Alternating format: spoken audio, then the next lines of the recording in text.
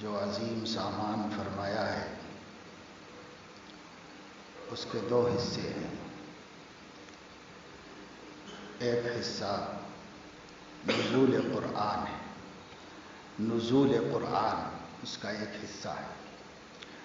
دوسرا حصہ بعثت نبی، قرآن کا اتارنا اور نبی کا بھیجنا۔ یہ دو چیزوں کا مجموعہ انسانی ہدایت کا نظام ہے، اسی پر ڈپینڈ ہے، مبنی ہے، منحصر ہے پوری کائنات کا نظام ہدایت۔ ایک اللہ کی کتاب، دوسرے اس کتاب پر عمل کرنے کا اور اس کتاب کے مطابق زندگی گزارنے کا آئیڈیل اور نمونہ۔ پہلی نعمت کو ہم قرآن کریم کہتے ہیں، دوسرے کو نبی کریم صلی اللہ علیہ وسلم کہتے ہیں۔ آپ صلی اللہ علیہ وسلم کی ذات گرامی اور قرآن کریم ایک دوسرے کے لیے لازم و ملزوم ہیں، دونوں ایک دوسرے سے جدا نہیں۔ ہدایت بھی ایک دوسرے سے جدا ہو کر باقی نہیں رہتی، جب ایک دوسرے سے ملی ہوئی ہو تب تک وہ ہدایت ہے، الگ الگ ہو جائے تب پھر ہدایت نہیں۔ اللہ تعالیٰ نے قرآن اتارا، اللہ تعالیٰ نے بیان قرآن اتارا، دونوں اللہ نے خود اتارے۔ سورۃ القیامہ میں فرمایا ان علینا جمعہ وقرآنہ فإذا قرأناه فاتبع قرآنہ ثم ان علینا بیانہ۔ اے نبی صلی اللہ علیہ وسلم، اس کتاب کا محفوظ رکھنا، آپ کے سینے میں جمع کرنا اور آپ سے پڑھوا دینا سب ہمارے ذمے ہے، اس لیے آپ جلدی مت کیجیے۔ اذا قرأناه فاتبع قرآنہ، جب ہمارا پڑھنا پورا ہو جائے تب آپ اس کے بعد پڑھیے، کیونکہ حضور علیہ الصلاۃ والسلام اس اندیشے سے کہ کہیں اس عظیم کلام کا کچھ حصہ رہ نہ جائے اور محفوظ رہنے سے چوک نہ ہو جائے، حضرت جبرائیل کے ساتھ ساتھ پڑھتے تھے۔ تو حضور اللہ پاک نے حضور علیہ السلام کو منع کر دیا کہ جبرائیل کے ساتھ ساتھ مت پڑھیے، سن لیجیے۔ رہ گیا یہ مسئلہ کہ کہیں چوک نہ ہو جائے، بھول نہ ہو جائے، تو اس کی فکر مت کیجیے۔ ان علینا جمعہ وقرآن، یہ ہماری ذمہ داری ہے کہ جس قرآن کو ہم آپ کے قلب مطہر پر اتار رہے ہیں اس قرآن کو محفوظ بھی رکھیں اور آپ سے اسی طرح منعن پڑھوا بھی دیں۔ اس لیے اذا قرأناه فاتبع قرآنہ، ہمارے پڑھنے کے بعد آپ پڑھیے۔ جبرائیل کے پڑھنے کو اپنا پڑھنا فرمایا، اس لیے کہ جبرائیل تو بس وہ قاصد تھے، لوگوں نے حضور علیہ الصلاۃ والسلام کو قاصد سمجھا۔ آپ قاصد نہیں تھے، آپ رسول تھے، جبرائیل قاصد تھے، ان کا کام بے عین ہی لا کے پہنچا دینا تھا، اور نبی کا کام بے عین ہی پہنچانا نہیں، اس کو تو پہنچا ہی دینا، اس کے ساتھ ساتھ اس کی شرح بھی بیان کر دینا۔ یہ جبرائیل کا کام نہیں تھا، یہ نبی کا کام تھا۔ تو بعض حضرات کو جو اپنے کو اہل قرآن کہتے ہیں، جو خارج اسلام ہیں، جن کا اسلام سے کوئی تعلق نہیں، وہ یہ کہتے ہیں نبی ایز اے پوسٹ میں صرف کتاب لا کر دینا ان کا کام ہے، اس کے علاوہ ان کا اور کوئی کام نہیں۔ وہ اتے سے زیادہ کے لیے نہیں مبعوث کیے گئے، صرف اتے کے لیے کہ کتاب لا کر پہنچا دیں، بس اس سے زیادہ ان کی کوئی حیثیت نہیں۔ لیکن یہ غلط بات ہے، یہ جبرائیل کے بارے میں تو کہا جا سکتا ہے کہ جبرائیل کا کام اتنا ہی تھا کہ وہ بے عین ہی لا کر پہنچا دیں، اسی لیے اللہ نے فرمایا اذا قرأناه، جب ہم پڑھ چکے تو اللہ نے جتنا ہی پڑھا، جتنا پڑھا، جیسا پڑھا، جبرائیل اسی طرح پہنچا دیا۔ لیکن نبی صلی اللہ علیہ وسلم کے ذمے صرف پہنچانا نہیں تھا کہ ان سے لوگوں سے کہ لوگوں اللہ نے میرے ذریعے ایک کتاب بھیجی ہے، یہ کتاب لے لو، سمجھ لو، پڑھ لو، عمل کر لو، میں ذمہ دار نہیں۔ یہ نبی کا کام نہیں تھا۔ نبی کا کام هو الذی بعث فی الامیین رسولا منہم یتلو علیہم آیاتہ ویزکیہم ویعلمہم الکتاب والحکمہ وإن كانوا من قبل لفی ضلال مبین۔ یہ ساری ذمہ داریاں نبی کی ہیں، کتاب سنا دینا، پھر اس کو سمجھا دینا، پھر صرف کتاب ہی نہیں پہنچانا بلکہ وہ حکمت جو کتاب کے علاوہ بیان قرآن کے عنوان سے نازل کیا گیا ہے اس کو بھی پہنچا دینا امت کو، اس کی بھی تعلیم دینا، جس کو ہم لوگ سنت یا حدیث رسول کہتے ہیں، اس کی بھی تعلیم دینا۔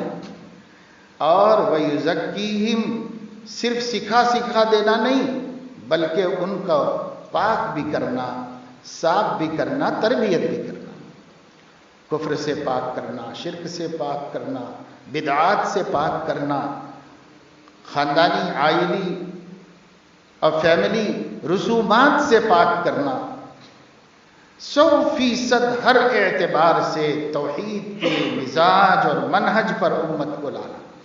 یہ تزکیہ ہے، یہ نبی کی ذمہ داری تھی، یہ سب نبی کرتے تھے۔ تو اب لوگوں نے سوچا کہ اگر نبی سے بیان قرآن بھی لیں گے تو قرآن کے نام پر اپنی خواہشات کو پھیلانے کا موقع نہیں ملے گا،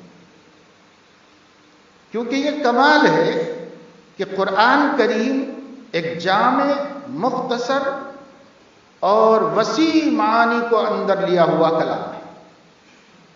اس کو اگر اللہ تعالیٰ اس کا بیان نبی پر نہ اتارتے تو وہ لوگ بھی نہیں سمجھ سکتے تھے جن پر قرآن اترا تھا، حالانکہ ان کی زبان تھی، ان کی لینگویج تھی، ان کے ماحول میں ان کی زبان میں اتارا گیا، پھر بھی نہیں سمجھ سکتے تھے اگر اللہ اس کا بیان نازل نہ فرماتا۔ اس لیے حضور نے فرمایا اوتیت القرآن ومثلہ معہ، مجھے قرآن دیا گیا اور قرآن کے اتنا اور علم بھی دیا گیا ہے، بلکہ ایک دوسری روایت میں قرآن سے بھی زائد علم دیا گیا ہے۔ تو قرآن ایک مختصر کلام ہے اور وہ اللہ تعالی کا فرمان ہے اور وہ بہت جامع ہے، اس کی تفصیل جاننا ضروری ہے۔ اس کی تفصیل اللہ نے الگ سے اتار دی اپنے نبی پر، اور نبی پاک صلی اللہ علیہ وسلم کے قلب پر یہ بھی اترا، وہ بھی اترا۔ اس کا نام بھی وحی ہے اور اس کا نام بھی وحی ہے، دونوں کو وحی کہتے ہیں، اس لیے کہ بغیر وحی کے تو نبی بولتے ہی نہیں تھے۔ ان ہوا الا وحی یوحی، جو وحی کی گئی وہی ان کی زبان مبارک سے نکلتا تھا۔ تو قرآن کے نام سے جو آپ نے دیا وہ بھی وحی ہے، اور سنت کے نام سے آپ نے دیا وہ بھی وحی ہے۔ دونوں میں فرق یہ ہے کہ قرآن کریم کے نام سے جو دیا گیا ہے یہ اللہ کا پڑھا ہوا ہے اور اللہ کا کلام کیا ہوا ہے، اور جو وحی کے نام سے، حدیث کے نام سے، سنت کے نام سے علم اللہ نے ان کو دیا وہ بھی وحی ہے، لیکن وہ اللہ کا کلام کیا ہوا نہیں۔ اللہ تبارک و تعالی شانہ نے اس کو اپنی زبان سے کلام نہیں فرمایا، بس نبی کے قلب میں اپنے علم سے ان کے علم میں منتقل کر دیا، اس لیے اس کو وحی غیر متلو کہتے ہیں اور قرآن کو وحی متلو کہتے ہیں۔ ایک اور فرق بیان کیا جاتا ہے، وہ یہ ہے کہ جو قرآن کریم ہے اس کو نماز میں پڑھ سکتے ہیں آپ، اس نماز تو قرأت کے بغیر نہیں ہوتی، کچھ نہ کچھ قرأت تو پڑھنا پڑے گا۔ فَاقْرَؤُوا مَا تَيَسَّرَ مِنْهُ، قرآن میں سے جتنا ممکن ہو سکے پڑھو، تو کچھ نہ کچھ تو قرآن پڑھنا ہے، اس کے بغیر نماز ہوتی نہیں۔ تو جو قرآن میں پڑھا جا سکتا ہے، نماز میں پڑھا جا سکتا ہے، اس کو ہم قرآن کہتے ہیں، اسی کا نام وحی متلو ہے۔ اور جو نماز میں پڑھنے کے لیے کافی نہیں ہے اس وحی کو وحی غیر متلو ہے۔ یعنی کوئی آدمی حدیثیں پڑھ کر کے نماز نہیں پڑھ سکتا کہ نماز میں حدیثیں پڑھ لیا تو نماز ہو گئی اس کی، نہیں پڑھ سکتا، کیونکہ حالانکہ وہ بھی وحی ہے لیکن وہ وحی نماز پڑھنے کے لیے کافی نہیں ہے، کیونکہ وہ اللہ رب العزت نے محض علم کے طور پر الہام کر دیا حضور علیہ السلام کے قلب مبارک، اور یہ جو ہے اس کو یہ شرف حاصل ہے قرآن کریم کے 30 پارے کہیے، 114 صورتیں، 6666 آیتیں، یہ جس کو ہم قرآن کہتے ہیں، یہ قرآن کا ایک ایک حرف اللہ کو خود پڑھا ہوا ہے، وہ اللہ نے کلام کیا ہے، چونکہ اس وحی کو یہ شرف حاصل ہے کہ اس کا اللہ تعالیٰ کی شان کے مطابق اس کی زبان سے کلام ہوا ہے، اس لیے اس کو پڑھنا نماز میں ضروری ہے، اس کے بغیر نماز نہیں ہوتی، قرآن کا پڑھنا ضروری ہے۔ تو یہ شرف اس کو حاصل ہے، اس وحی کو نہیں۔ تو اب یہ دونوں وحی مل کر ہدایت ہے۔ اگر کوئی قرآن لے لے حدیث چھوڑ دے تو بھی وہ ہدایت کو نہیں پا سکتا، اگر کوئی حدیث لے لے قرآن چھوڑ دے تو وہ بھی ہدایت کو نہیں پا سکتا۔ دونوں کو جو جمع کرے گا وہی ہدایت پائے گا، کیونکہ دونوں کو اللہ نے اتارا اور دونوں کو چھوڑ کے نبی گئے ہیں۔ حجۃ الوداع میں فرمایا ترکت فیکم امرین لن تضلوا ما تمسکتم بہما، دو چیزیں چھوڑ کے جا رہا ہوں، جب تک ان سے جڑے رہو گے بھٹک نہیں سکتے، کوئی نہیں بھٹکا سکے گا۔ وہ کیا ہے؟ کتاب اللہ و سنت رسولہ، ایک اللہ کی کتاب چھوڑ کے جا رہا ہوں، ایک اس کے نبی کی سنت چھوڑ کے جا رہا ہوں۔ سنت اور حدیث میں فرق ہے، وہ سمجھنے کی چیز ہے، سمجھنا چاہیے۔ حدیثیں چھوڑ کے جا رہا ہوں یہ نہیں فرمایا، سنت چھوڑ کے جا رہا ہوں۔ تو سنت اور قرآن، کتاب اللہ، تو ایک کتاب اللہ کو چھوڑ کے جائے، ایک سنت رسول کو چھوڑ کے گئے۔ اب سنت رسول اور کتاب اللہ یہ دو چیزیں ہیں جن کو حضور نے مجموعہ ہدایت فرمایا اور دونوں اللہ کی طرف سے اتارے گئے۔ اس لیے مومن کو قرآن کریم سے بھی تعلق رکھنا چاہیے اور سنت رسول سے بھی تعلق رکھنا چاہیے، اس کا جاننا بھی ضروری ہے، کیونکہ یہ جو قرآن ہے ایک معنی میں سمجھنے کے لیے آپ یوں سمجھیے کہ قرآن ایک خاص زندگی کی تھیوری ہے، اور وہ زندگی کی پریکٹس وہ حضور علیہ السلام کی زندگی، قرآن کی جو پریکٹیکل لائف ہے وہ حضور علیہ السلام ہے۔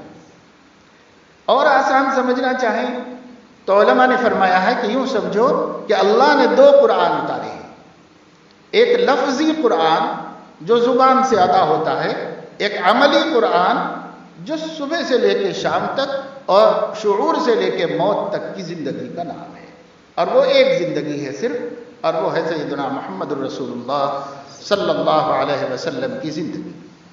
جس دن آپ نے انسانیت کو دعوت دی تھی، اس دن سے لے کر کے جس دن آپ نے اس دنیا سے پردہ فرمایا اور آنکھیں بند کر لی، اس وقت تک کی آپ کی لائف 23 سالہ زندگی 100% قرآن، 100% قرآن ہے۔ ان کی چال چلن، رفتار، گفتار، ان کی باتیں، ان کی ہدایتیں، ان کی تعلیمات، ان کا سفر، ان کا گھر پر قیام، ان کی ازدواجی زندگی، ان کی اجتماعی زندگی، ان کی جنگی اور جہادی زندگی اور ان کی انفرادی زندگی، ان کی ایک ایک ادا اور ایک ایک حرکت یہ قرآن ہے۔ صحیح بخاری میں ہے کہ حضرت عائشہ نے خود یہ تعبیر فرمائی کہ کیا آپ لوگوں نے قرآن نہیں پڑھا؟ کان خلقہ القرآن، جنہوں نے نبی کو نہیں دیکھا اگر وہ نبی کو دیکھنا چاہتے ہیں تو قرآن ہے، کیونکہ وہ قرآن کی عملی زندگی کا نام نبی ہے۔ ہمارا قرآن کی عملی زندگی، اللہ کے احکامات پر کیسے چلا جائے اللہ کے۔ اس لیے اگر کوئی آدمی یہ کہے کہ حضور علیہ السلام کو اللہ نے ہدایت دینے کے واسطے قرآن اتارا تھا، لہذا میں قرآن پڑھ لوں گا اور میں قرآن سے جو سمجھ لوں گا اسے اسلام سمجھ لوں گا، تو وہ اس کی حماقت ہے، جہالت ہے، گمراہی ہے۔ جب تک قرآن کو ملایا نہیں جائے گا رسول اللہ صلی اللہ علیہ وسلم اور ان کے اصحاب کی زندگی سے، تب تک قرآن کو سمجھا نہیں جا سکے گا۔ ڈکشنری سے نہیں سمجھیں گے، لینگویج سے نہیں سمجھیں گے، لغت سے نہیں سمجھیں گے، جو سمجھے گا تو غلط ہی سمجھے گا، صحیح نہیں سمجھے گا۔ سمجھنے کے لیے کمپلسری ہے سنت رسول کو ایڈ کرنا، ملانا اس کے ساتھ۔ جب تک سنت رسول اور سنت صحابہ کو جمع نہیں کریں گے، قرآن فہمی نہ کسی کو ملی ہے نہ کسی کو ملے گی قیامت۔ جتنے مدعیان ہیں سنت رسول اور سنت صحابہ کے بغیر قرآن سمجھنے کے، انہوں نے ٹھوکریں کھائی ہیں، ان کا دعویٰ ہی رہ گیا، وہ صراط مستقیم کو نہیں پا سکتے۔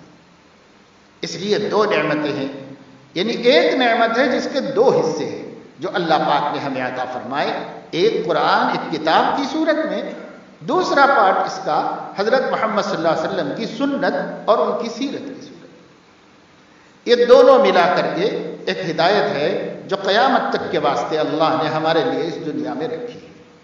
اور جب دونوں کا مجموعہ ہدایت ہے تو نہ قرآن مٹ سکتا ہے نہ سنت رسول مٹ سکتی ہے۔ قرآن بھی باقی ہے آج تک، سنت بھی باقی ہے آج تک۔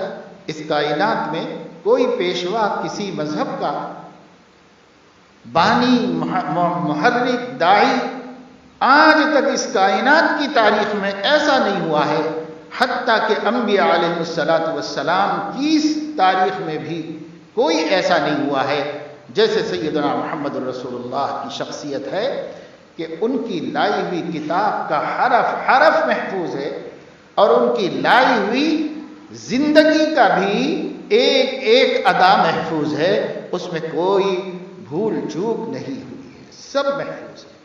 اللہ کے نبی صلی اللہ علیہ وسلم کی اداؤں کو اس سند کے ساتھ محفوظ رکھا گیا ہے کہ اس کائنات میں جھٹلانے کی کوئی شکل نہیں۔ جو بھی دنیا کے عقل مندوں کا متفقہ طریقہ ہو سکتا ہے کسی کی بات کو محفوظ رکھنے کا، اسی دنیا کے متفقہ طریقے سے حضرت محمد صلی اللہ علیہ وسلم کا لایا ہوا قرآن بھی اور آپ کی لائی ہوئی سیرت بھی محفوظ ہے۔ اس کو تعصب سے تو کوئی جھٹلا سکتا ہے، لیکن سمجھ اور عقل کے ساتھ کوئی بھی انکار نہیں کر سکتا، چاہے کسی مذہب کا ہو، کسی دین کا ماننے والا ہو، عقل سلامت ہے تو انکار نہیں کر سکتا کہ وہ کتاب جو نبی لے کر آئے ہیں اور وہ زندگی جو نبی لے کر آئے، دونوں میں سے کسی میں کچھ کمی آج تک نہیں ہوئی، نہ کہیں اس کو چھپایا گیا۔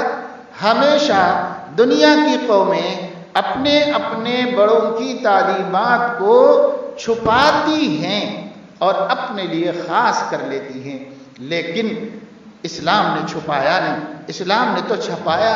کسی بھی دکان پر جاؤ حضور علیہ السلام کی سیرت طیبہ بھی ملے گی، احادیث رسول کا ذخیرہ بھی ملے گا، قرآن کریم بھی ملے گی، اور قرآن کریم کا ایک ایک حرف پوری دنیا کی کتابوں کو ٹیلی کر لو، ایک حرف بھی ادھر سے ادھر پوری دنیا میں نہیں۔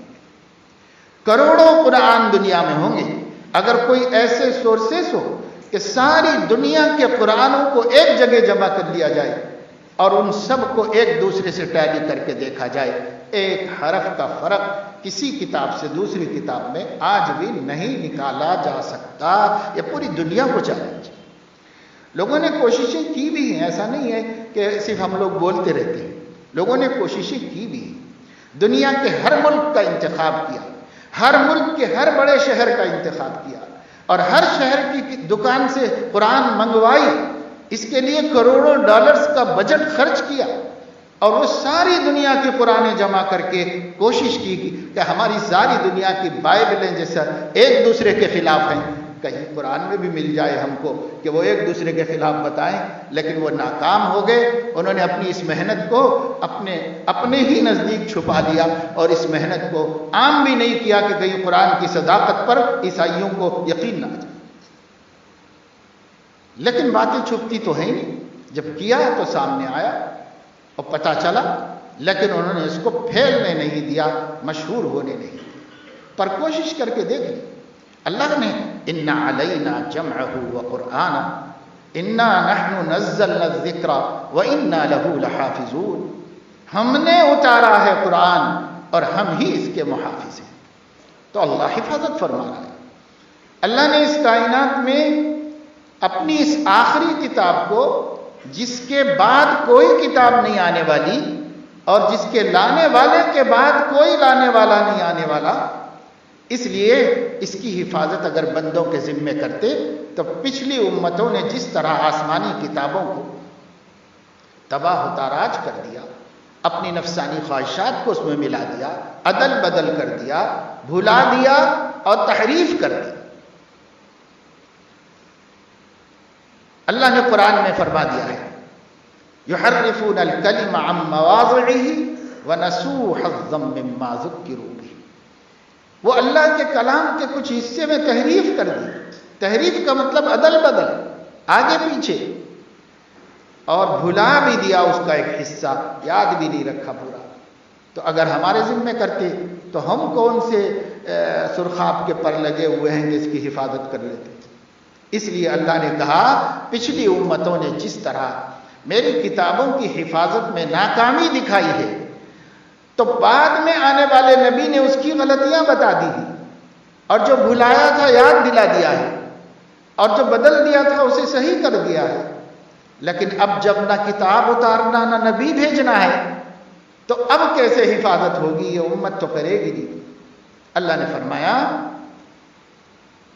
اِنَّا لَهُ لَحَافِظُونَ، ہم ہی اس کی حفاظت کریں گے، ہم ہی اس کی حفاظت کریں گے. یہ بھی کہا جا سکتا تھا کہ میں حفاظت کر لوں گا، یہ بھی ایک طریقہ ہے بولنے کا.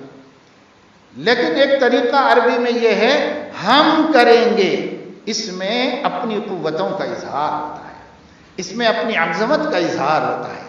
اس لیے اللہ نے فرمایا ہم نے اتارا ہے اس قرآن کو، ہم اتنے بڑے کائنات کے مالک، ساری مخلوقات کے خالق، ہم نے اتارا ہے.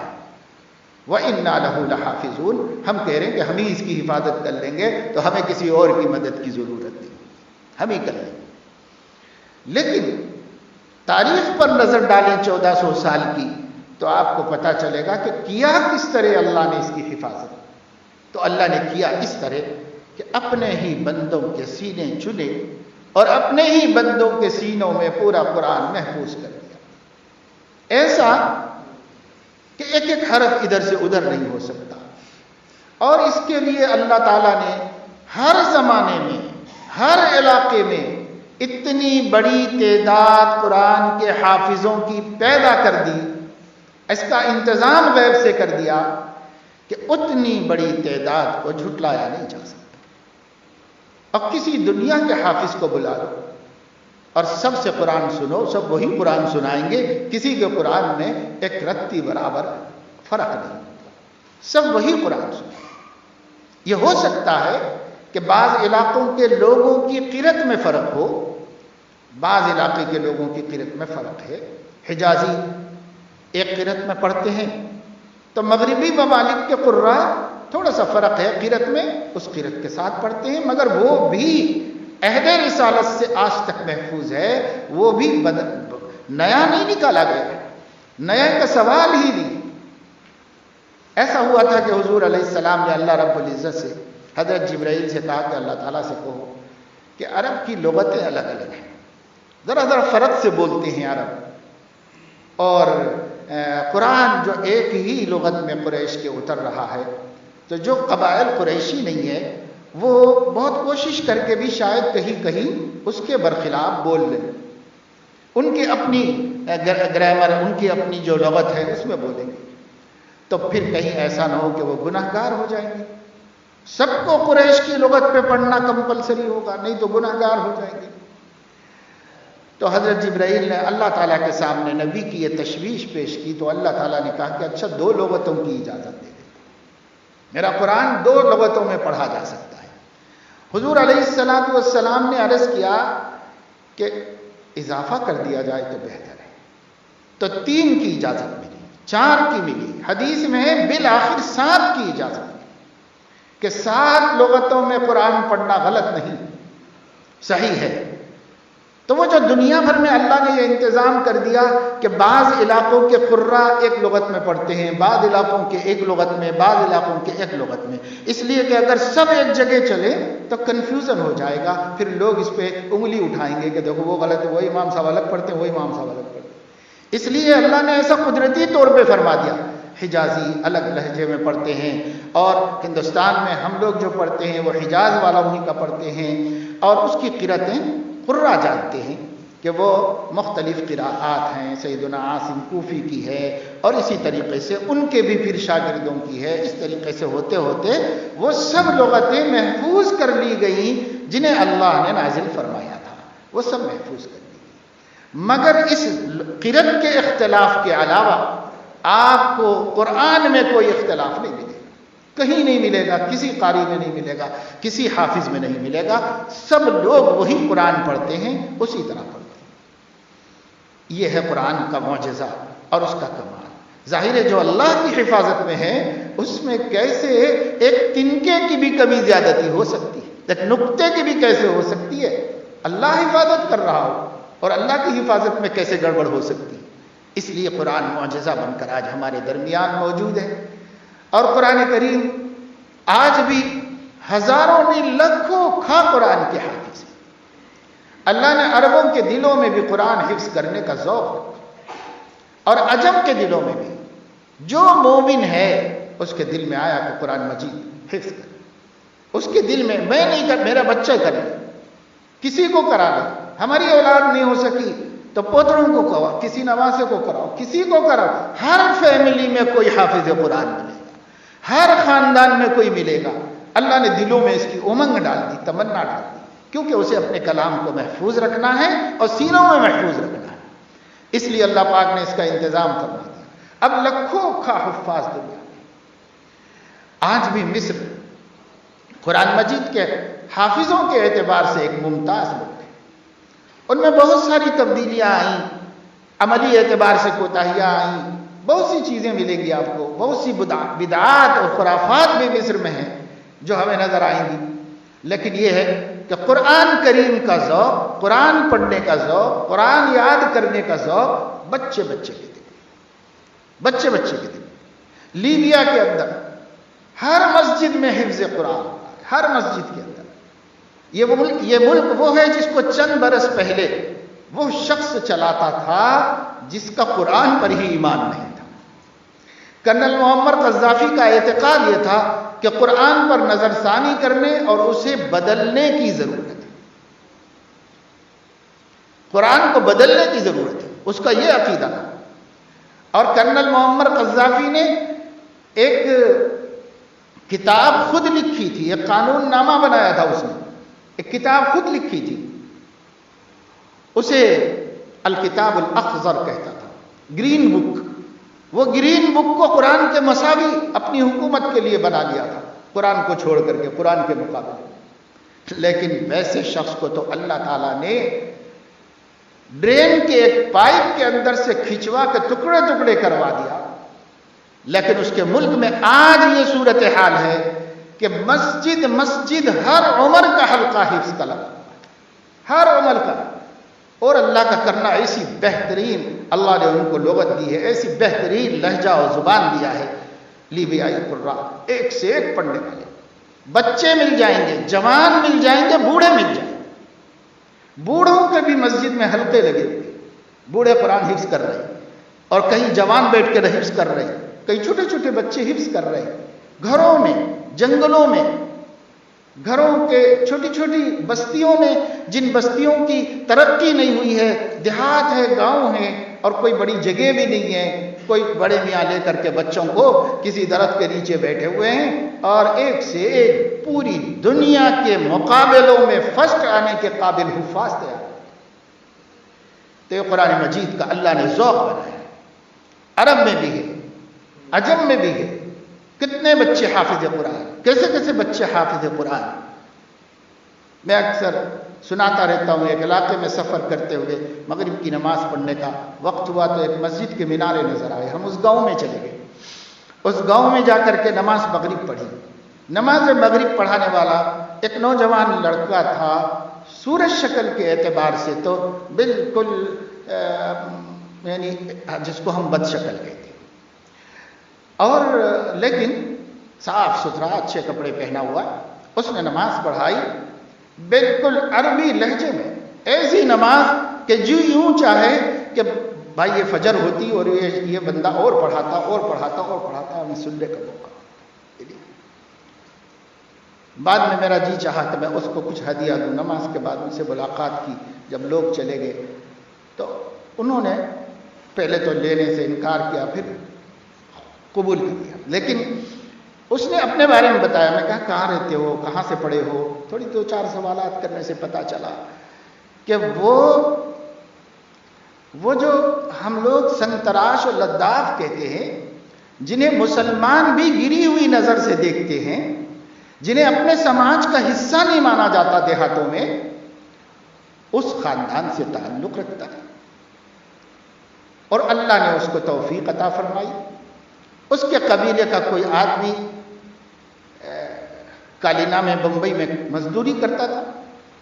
حضرت مولانا منیر احمد صاحب دامت برکاتہم جو مزدوروں پہ محنت فرما رہے تھے، اس میں وہ مزدور بھی ملا، اس کا ذہن بنا، اس کی ترغیب ہوئی، تو اس نے آ کر اپنے قبیلے کو متوجہ کیا۔ انہوں نے کہا ہمارے خاندان کے اندر 17 حافظ 2 علماء ہیں۔ تو اللہ تعالیٰ نے اسباب بنائے، کہاں سے اٹھایا؟ دنیا جس کو حقیر سمجھتی ہے۔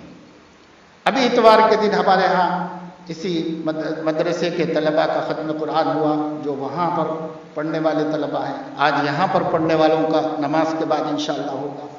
تو ان طلباء میں جب میں ان کو اسنادات تقسیم کر رہا تھا، ایک استاد نے اپنے ایک شاگرد کو بتایا کہ یہ 13-14 سال کے قریب ہیں، یہ ایک ہندو گھرانے سے تعلق رکھتے ہیں اور 4 سال مدرسے میں رہ کر شروع سے اخیر تک حفظ قرآن مکمل کر لیا ہے، بہترین یاد ہے قرآن مجید، بہترین پڑھتا ہے۔ ابھی تک گاؤں، ابھی تک اس کے گھر میں اس کو پون ہی کہا جاتا ہے، صرف مدرسے میں اس کو صدیق کہا جاتا ہے۔ تو ابھی تک نام بھی تبدیل نہیں ہوا اور ابھی تک گھرانہ بھی نہیں بدلا، لیکن اللہ نے اپنے قرآن کی حفاظت کے لیے اس کے سینے کا انتخاب فرمایا۔ اللہ اکبر، غنی عن العالمین، پورے عالم سے بے نیاز ہے۔ کہاں سے اٹھا کے لائے گا اور کس کیا کام لے لے گا ہمیں نہیں معلوم۔ ہم بڑے بڑے ائمہ کی تعریفیں کرتے ہیں اور سن سن کے خوش ہوتے ہیں، دعائیں دیتے ہیں۔ یہ چھوٹے چھوٹے دیہاتوں گاؤں سے بھی آ کے حرم کے امام بنے، کہاں سے اللہ نے اٹھایا، کیسے گھرانوں سے اٹھایا، اب کہاں سے کہاں پہنچا دیا۔ اللہ بے نیاز ہے۔ ہم بے نیاز بنیں گے تو سب سے بڑا بے نیاز وہ ہے، اور ہم نیاز مند بنیں گے تو پھر وہ عطا کرنے والا ہے، سب سے بڑا داتا ہے، سب سے بڑا دینے والا ہے۔ لیکن ہمارے اندر نیاز مندی ہونا چاہیے۔ حدیث پاک میں آیا ہے ان اللہ لیؤید ھذا الدین بالرجل الفاسق او کما قال، اللہ تعالیٰ اس دین کی اگر دیندار حفاظت نہیں کریں گے، اللہ فاسقوں کو کھڑا کر کے ان سے اپنے دین کی حفاظت کرائے۔ اللہ دینداروں کا محتاج نہیں ہے کہ دیندار کریں گے تو یہ دین محفوظ رہے گا۔ ہمیں کرنا ہے اپنے کو سعادت مند بنانے کے لیے، تو اس قرآن کریم کی طرف دھیان دیں۔ بہت مالدار لوگوں میں دیکھا جا رہا ہے کہ ان کے بچے اب حافظ نہیں بن رہے، ورنہ ایک وقت وہ تھا کہ مصر کی تاریخ بتاتی ہے کہ بچہ جب تک حافظ نہ بنے کسی کام میں وہ نہیں لگاتے تھے، وہ کوئی تعلیم نہیں دیتے۔ حافظ بننا دوسری تعلیم کے لیے کمپلسری تھا۔ ایک بزرگ کسی مقدمے کے سلسلے میں مصر کی عدالت میں گئے تو جج کے پیچھے ایک چھوٹا سا بچہ، اس کے پیر میں زنجیر، بیڑی کہتے ہیں اس کو، کچھ موٹی لکڑی کے ساتھ باندھ کے رکھ دیا جاتا، لے کے بھاگ نہ سکے اس کو۔ یہ پڑی ہوئی ایک بچہ بیٹھا ہوا تھا۔ ان کا مسئلہ جب ختم ہو گیا تو انہوں نے کہا جج سے کہ میں آپ سے ایک سوال کرنا چاہتا ہوں۔ تو کیا پوچھنا چاہتے ہیں؟ کہا اس چھوٹے سے بچے کو اتنی بڑی سزا کیوں دی گئی؟ اس کا کیا قصور ہے جو سزا دے کر عدالت میں بٹھایا گیا ہے؟ تو وہ مسکرائے اور کہنے لگے کہ یہ قصوروار بھی نہیں ہے، ملزم بھی نہیں ہے، مجرم بھی نہیں ہے، قیدی بھی نہیں ہے، یہ میرا بیٹا ہے۔ ہمارے خاندان کا اصول ہے جب تک بچہ حافظ قرآن نہیں ہو جاتا اس طرح باندھ کے باپ اپنے قریب میں رکھ لیتا ہے۔ یہ قرآن یاد کر رہا ہے، جس دن حافظ بنے گا ہم اس کی بیڑی کھول دیں گے، اس وقت تک اس کو حافظ بنے گا۔ یہ ہمارے خاندان کا ریت ہے، طریقہ چلا رہا ہے۔ تو لوگ اس طریقے سے قرآن مجید کو بچے بچے کے سینے میں محفوظ کرتے تھے۔ اب بھائی جس کا بچہ ذہین ہے، جس کے پاس پیسہ ہے، جس کی انکم اچھی ہے، تو انہیں حافظ بنانے سے کوئی دلچسپی نہیں ہے، اللہ ماشاء اللہ کوئی مثال ہے ان میں بھی، لیکن بہت کم۔ ہاں وہ لوگ بنا لیں اپنے بچوں کو حافظ جن کے پاس اسکول ایجوکیشن کے لیے پیسے نہیں ہیں، فیس نہیں دے سکتے، خرچے نہیں اٹھا سکتے، تو وہ لے جا کے مدرسے میں شریک کریں، اپنے بچوں کو حافظ بنا لیں۔ ہم تو بڑے لوگ ہیں بھائی، ہمارے بچوں کو کیسے؟ میں بنگلور گیا تو ایک صاحب نے کہا کہ ایک مدرسہ ہم لوگوں نے کھولا ہے اور یہ صرف تاجروں کے بچوں کے لیے کھولا ہے، کیونکہ مدرسوں میں کھانے پینے کا معیار ہے، یہ ہے وہ ہے، تو ہمارے بچوں کو پڑھانے کے لیے میں نے کہا کہ جس تصور سے آپ نے یہ کھولا ہے یہ نہیں چلے گا، نہیں چلے گا۔ آپ کے بچے کو بھی غریب کے ساتھ بٹھاؤ تو اللہ دیں گے، اور نہیں تو نہیں دیں گے اللہ۔ یہ غرور نہیں کام آئے گا خدا کے سامنے۔ تمہارے بڑے بچے ہیں، تمہارے پیسے والے، ان کے لیے الگ کھولو، الگ پڑھاؤ۔ اور آج مجھے یہ واقعے کو تقریباً 15 سال ہو گئے ہیں، ابھی تک بھی نہیں چل رہا۔ کھول رہے، پیسہ خرچ کر رہے، لاکھوں خرچ کر رہے، چل نہیں رہا۔ کیسے چلے گا جب آپ اونچ نیچ کرتے ہیں قرآن کے پڑھنے والوں کے درمیان؟ امام بخاری رحمت اللہ علیہ کو اتنی مصیبت میں پردیس میں موت کیوں آئی؟ امام ابو داؤد کو پردیس میں موت کیوں آئی؟ جب ان سے کہا تھا بادشاہ نے کہ شہزادوں کو آپ پڑھائیے، امام بخاری نے فرمایا ضرور پڑھاؤں گا، مگر یہاں بھیج دیجیے گا، میں آ کے نہیں پڑھاؤں گا۔ تو کہا بھیج دوں گا، مگر ان کے لیے کچھ قالینیں بچھائی جائیں گی، پردے لگائے جائیں گے، اس کی اجازت دے دیجیے۔ تو امام بخاری نے فرمایا حدیث رسول پڑھنے والوں کو دو نظر سے نہیں دیکھ سکتا میں، لہٰذا میں یہ تفریق نہیں کروں گا، یا تو سب کے لیے کرو اٹھاٹ، یا تو پھر اپنے بچوں کے لیے بھی وہ بوریا برداشت کر لو، چٹائی برداشت کر لو۔ بادشاہ کو غصہ آیا تو بادشاہ نے ان کو شہر بدر کر دیا، نکل کے چلے گئے اور دوسرے علاقے نیشاپور جانے کا ارادہ کیا، بخارا سے نکل کے نیشاپور جانے کا ارادہ کیا۔ نیشاپور میں ان کے بارے میں کچھ غلط فہمیاں پھیلا دی گئی، تو وہاں کے کچھ علماء نے کہا کہ آنے دیں گے، کچھ نے کہا کہ نہیں آنے دیں گے، ان کا عقیدہ صحیح نہیں قرآن کے بارے میں۔ یہ اختلاف کی وجہ سے انہوں نے نیشاپور کے باہر اپنے ماموں کے گھر میں قیام کر دیا۔ خرتنگ اس گاؤں کا نام تھا، اس گاؤں میں ٹھہر گئے اپنے ماموں کے گھر میں۔ رمضان وہاں پر گزارا امام بخاری رحمۃ اللہ علیہ نے، اور رمضان کے اختتام پر اطلاع ملی کہ نیشاپور میں غلط فہمیاں دور ہو گئیں اور وہ سب آپ کو ویلکم کرنا چاہ رہے ہیں، بلانا چاہ رہے ہیں، اب آپ آ جائیے شہر کے اندر۔ لیکن دل ٹوٹ چکا تھا امام بخاری رحمۃ اللہ علیہ کا۔ عید کی رات تھی، امام بخاری رحمۃ اللہ علیہ کے ماموں نے کہا کہ اچھا ہے وہاں چلے جائیے، لوگوں کو نفع ہوگا، گاؤں میں کون آپ سے سیکھے گا۔ تو آپ اٹھے، تیار ہوئے، کپڑے پہنے، امامہ باندھا، سواری لائی گئی اور آپ سواری کے قریب گئے، چڑھ نہیں پائے۔ فرمایا کہ مجھے لٹھا دو، اور زبان سے دعا نکلی کہ اللہم ذاقت لی الارض بما رحبت فاقبضنی الیک۔ اللہ زمین اتنی وسیع ہونے کے باوجود میرے لیے تنگ ہو گئی ہے، اب مجھے اپنے یہاں بلا لیجیے۔ پھر وہ لیٹے اور ان کا انتقال ہو گیا عید کی رات میں، رمضان گزرنے کے بعد۔ امام بخاری کو یہ مصیبت صرف اس لیے آئی کہ مالداروں کے لیے الگ انتظام اور غریبوں کے لیے الگ انتظام دین کے علم میں نہیں کیا جائے۔ اگر یہ غرور رکھتے ہو تو محروم ہونے کو پسند کرو، ہم لیکن اس کو نہیں کریں گے۔ آج یہ ہے، لیکن جن لوگوں نے ایسا غرور نہیں کیا، ماشاءاللہ ان کے بچے پڑھ کے عالم بن کے حافظ بھی بن گئے، عالم بھی بن گئے، عالم نہیں بنے تو بہت سے حافظ بن گئے الحمدللہ۔ پھر انہوں نے اپنے دوسرے لائنوں میں ان کو پڑھایا لکھایا، لیکن انہوں نے اپنے مالدار ہونے کو بیچ میں آنے نہیں دیا اس شرف کو حاصل کرنے کے واسطے۔ اس لیے میرے دوستو، میرے عزیزو، اللہ بے نیاز ہے، اللہ کی بے نیازی کا تجربہ کرنے کی کوشش مت۔ اللہ بے نیاز ہے، کس وادی میں ہلاک ہو جائے اللہ کو کوئی پرواہ نہیں، بے نیاز ہے۔ چھوٹے بننا چاہیے، بندے بننا چاہیے، عاجزی پیدا کرنا چاہیے۔ کتنی اللہ دولت دے دے، بندگی پر فرق نہیں پڑنا چاہیے۔ اپنے عاجزی اور اپنے عبدیت متاثر نہیں ہونی چاہیے۔ کروڑوں پتی بن جاؤ۔ آج بھی اللہ کے کتنے بندے ہیں، عثمان غنی کی کتنی دولت تھی، آج حساب لگایا جائے تو 10 ٹاپرز میں شمار ہو سکتے تھے دنیا میں، لیکن کیا ان کو غرور آیا؟ کیا ان کو غرور آیا؟ کبھی ان کے دل میں اپنی بڑائی کا کوئی احساس ہوا کہ میں مالدار آدمی ہوں؟ کبھی خیال نہیں۔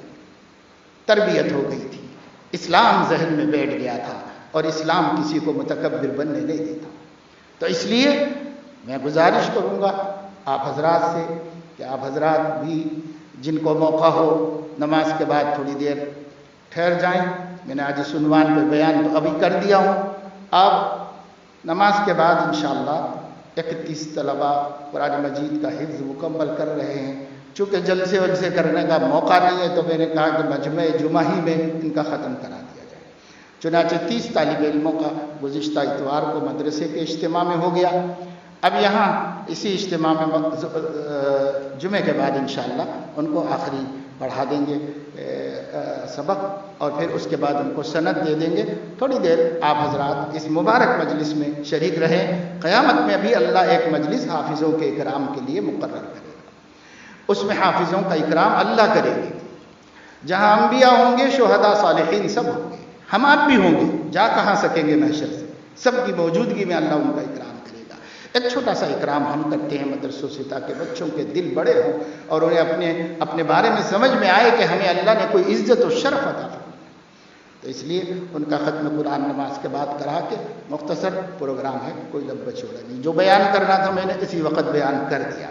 یہ مختصر بات ہے، ورنہ قرآن کے بارے میں گھنٹوں چاہیے کہ ہم اس کی حقیقت بتائیں اور اس کے بارے میں کچھ گفتگو کریں.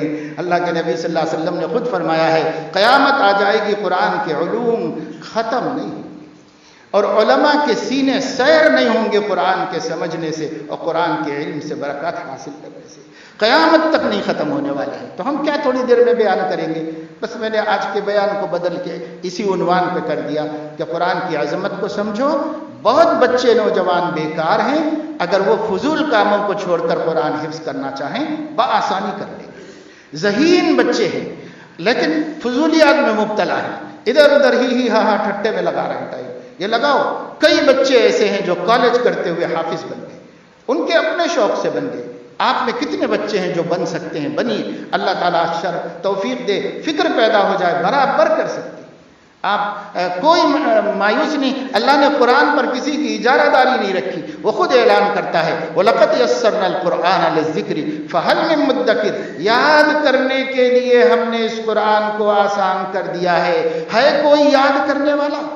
مدکر عربی میں مذکر ہے، جس کے معنی ہے یاد کرنے والا. یاد کرنے والا ہے، نصیحت حاصل کرنے والا ہے. دو معنی بھی نکل سکتے ہیں. اللہ نے آسان کر دیا. اس لیے قرآن مجید کو ہمارے بچے حفظ کریں. ہماری عورتوں کو، گھر میں بہت سی عورتیں بیکار ہیں، آپ ان کو ترغیب دیں کہ وہ تھوڑا تھوڑا کر کے قرآن مجید حفظ کریں. تھوڑا تھوڑا 3 آیتیں روز یاد کریں گے تو 10 سال میں حافظ بن جائیں گے. کیا ہوا اگر کوئی عورت 10 سال میں حافظ بن جائے اور قیامت میں حافظوں کے ساتھ اٹھ جائے؟ 3 آیتیں. کوشش و فکر کرنے سے سب ہوتا. حضرت مولانا مفتی سعید احمد صاحب شیخ الحدیث دارالعلوم دیوبند، ابھی وصال ہوا رمضان میں. حضرت شیخ الحدیث رحمۃ اللہ علیہ جب ان کی شادی ہوئی تو انہوں نے یہ طے کر لیا تھا کہ میں حافظ ہوں. انہوں نے خود حفظ کیا اپنے شوق سے عالم بننے کے بعد. پھر انہوں نے کہا کہ میرے بچوں کو سب کو حافظ بناؤں. چنانچہ ان کا بچہ جب پڑھنے کے قابل ہوا تو بڑے بیٹے کو حفظ کرانا شروع کیا، اور دارالعلوم میں اسباق پڑھانا ہوتا تھا، اس کے لیے مطالعہ کرنا ہوتا تھا. بڑے مصنف تھے، بڑی بڑی تحقیقی کتابیں لکھ رہے تھے. تو وہ بچے کو اتنا ٹائم دینا مشکل ہو رہا تھا. تو فرمایا کہ میں تو نہیں کر سکوں گا ان کو حافظ بنانے کا کام، تو ایک ترکیب کرنا چاہیے. کیا ترکیب کرے؟ بیوی کو بنا دیتا ہوں حافظ. اب میں سبق دے دیا کروں گا، وہ باقی کام کر لیا کرے. چنانچہ اپنی بیوی کو حافظ بنایا. جب وہ حافظ ہو گئی تو بچے ان کے حوالے کیے. بڑے بیٹے کو خود حافظ بنایا، باقی سب بچوں کو ان کی اہلیہ نے حافظ بنایا. انہوں نے حافظ بنا دیا. سب کے سب حافظ قرآن گھر میں. میاں تو بڑی بڑی عمروں میں جا کے جب شوق پیدا ہو تو یہ ہو سکتا ہے.